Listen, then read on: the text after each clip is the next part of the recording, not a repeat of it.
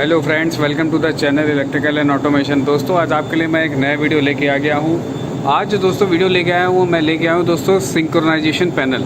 Synchronisation panel पे ये video है दोस्तों। ये वीडियो आपको ये बताएगा कि हमारे जो भी इक्विपमेंट होता है, जो भी हम पावर जनरेट कर रहे हैं, वो पावर जनरेट करने के बाद हमें अपने प्लांट से उसको कनेक्ट करना है, तो हमें उसको सिंक्रोनाइज़ करना पड़ता है। सिंक्रोनाइज़ क्यों करना पड़ता है दोस्तों? सिंक्रोनाइजेशन का मतलब होता है फ्रिक्वेंसी वेरिएशन, मतलब जो फ्रिक्वेंसी हमारी जनरेट हो रही है और जो प्लांट की फ्रिक्वेंसी है उससे मैच करता रहे, और उसी के अकॉर्डिंग हमारी टरबाइन जो है वो रोटेट करती रहे, या टरबाइन उसके अकॉर्डिंग उस चीज़ को मेंटेन कर पाए।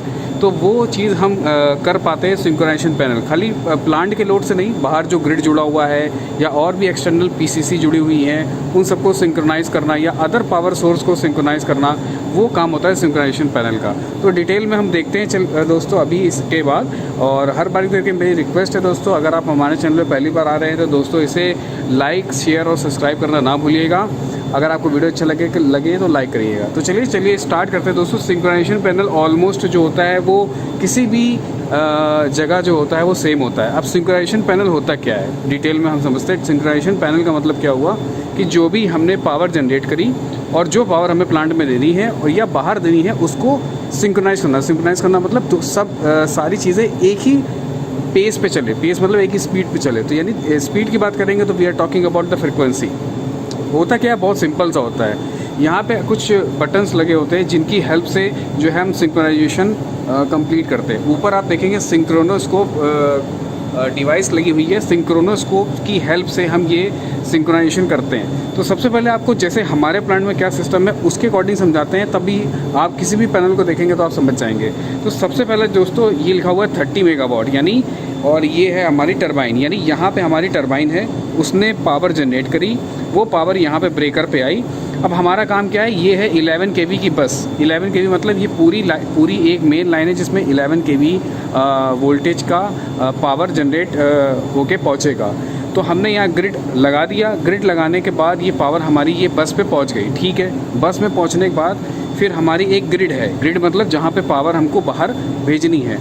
तो जब पावर हमको बाहर भेजनी है तो बाहर जो चीज़ें हैं, यानी हमारी जो एक्सटर्नल ग्रिड है उसकी फ्रिक्वेंसी अलग है, हमारे प्लांट में जो चीज़ चल रही है उसकी फ्रिक्वेंसी अलग है। तो हमें उसके संग मैच करना पड़ेगा, तभी हम पावर भेज पाते हैं। लोगों को लगता है कि बस खाली पावर जनरेट करके बाहर भेज दिया, ये बहुत आसान होता नहीं। अगर जब तक सिंक्रोनाइजेशन नहीं होगा, जैसे कि जो फ्रिक्वेंसी बाहर चल रही वो हमारे फ्रिक्वेंसी से मैच नहीं करेगी, तो हम तब तक पावर को एक्सपोर्ट या इंपोर्ट नहीं कर सकते। तो उसके लिए क्या करना होता है, हमको यहाँ पे जैसे आप देख रहे हैं सेलेक्टर स्विच है। सेलेक्टर स्विच में कुछ मोड दिए होते हैं कि हम उसे मैनुअल में सिंक्रोनाइज़ करने के दो तरीके होते हैं। या तो मैनुअली सिंक्रोनाइज़ करिए हाथ से, ऑटो में यानी छोड़ दीजिए, वो अपने आप सिंक्रोनाइज़ करेगा। ठीक है, तो यहाँ पे दो मोड है इसमें, मैनुअल और ऑटो। तो आप मैनुअल करेंगे तो आपको अपने आप से करना पड़ेगा, ऑटो करेंगे तो वो ये सिंक्रोनोस्कोप अपने अकॉर्डिंग खुद करेगा। फिर नीचे एक ब्रेकर, नीचे भी एक बटन है जिसमें ये लिखा हुआ है कि आपको सिंक्रोनाइजेशन करना है, वो किन किन चीज़ों का करना है। तो आप ध्यान से देखेंगे यहाँ पे लिखा हुआ है 30 मेगावाट।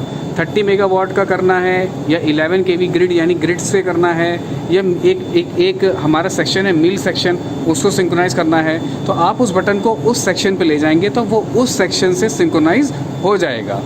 और इसके बाद और भी कई सारी चीज़ें होती है कि सिंक्रोनाइजेशन आपको किसी और पावर सोर्स से करना है। जैसे एक ये बटन है, ये हमारे पास एक टरबाइन है, वो 13 मेगावाट की है, यहाँ पे लिखी हुई है। उससे अगर आपको सिंक्रोनाइज़ करना है तो आपको दूसरे वाले बटन को वहाँ पे ले जाना पड़ेगा। उसी तरीके हमारी एक और प्लांट है, डिस्टिलरी प्लांट, उसकी 8 मेगावाट की टरबाइन है। उससे अगर सिंक्रोनाइज़ करना है तो उसका भी एक सेलेक्टर स्विच दिया हुआ है, उस पर सेलेक्ट करेंगे तो आपकी मेन 30 मेगावाट यानी 30 मेगावाट की जो 11 kV वाली बस है उसके सिंक्रोनाइज हो जाएगा।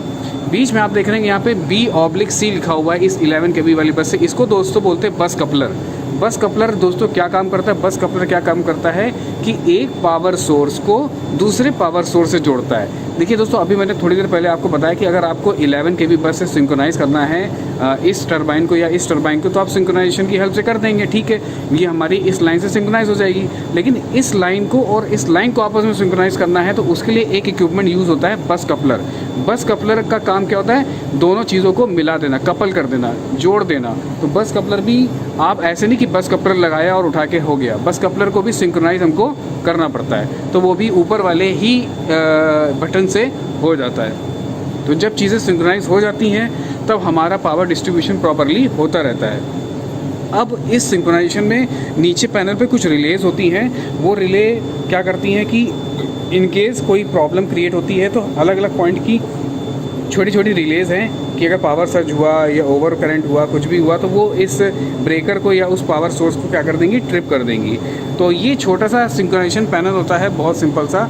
तो लोग सोचते हैं बहुत टफ होता है, तो सिंपल सा है। अगर एक बार आप उसको सिंक्रोनाइजेशन होते हुए देखेंगे, कभी मौका मिला तो मैं इसका प्रैक्टिकल वीडियो दिखाऊंगा कि कैसे सिंक्रोनाइज करते हैं। सिंपल बस आप जैसे मैंने बताया कि उस पर्टिकुलर इक्विपमेंट में या उस जगह हम बटन लेके जाते हैं, और मैनुअल करना है तो हम खुद अपने हाथों से पावर घटा बढ़ा के करते हैं, उसके लिए बटन यहाँ पे लगे हुए हैं।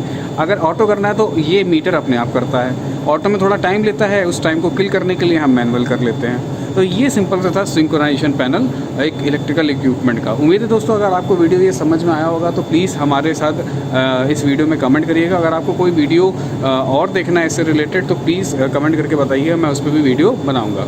Thank you.